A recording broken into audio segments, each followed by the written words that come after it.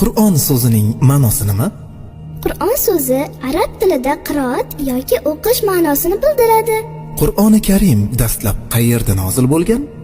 Makka shahri yaqinidagi Hiro g'orida. Qur'oni Karim qachon va qaysi kuni nozil bo'lgan?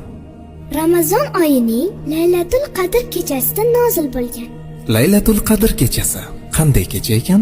Qadrli, ilohiy qudrat namoyon bo'ladigan, bandalarning bir yillik taqdiri hal qilinadigan tabarruk kecha deb ulug'lanadi.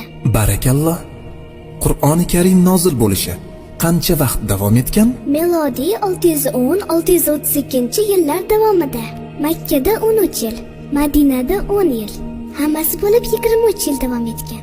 Qur'oni Karimni Allohning huzuridan olib tushgan farishta kim? Jabroil alayhissalom. Qur'oni Karimni ilk bor qiroat qilgan kim? Payg'ambarimiz Muhammad sallallohu alayhi va sallam. Jabroil alayhissalom payg'ambarimiz Muhammad sallallohu alayhi va sallamga Qur'onni keltirgan vaqtda payg'ambarimiz necha yoshda edilar? 40 yoshda edilar. Zikr nima degani? Zikr arab tilida eslash, yodga olish degani.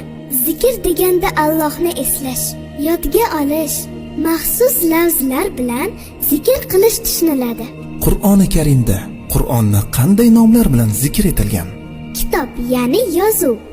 Furqon, ya'ni haq bilan botilning orasini ayiruvchi.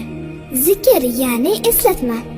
Tanzil, ya'ni nozil qilingan kabi nomlar bilan atalib, nur, ya'ni yorug'lik, huda, ya'ni hidoyat, muborak, ya'ni barakatli, mubin, ya'ni ochiq ravshan, bushro, ya'ni xushxabar, aziz, ya'ni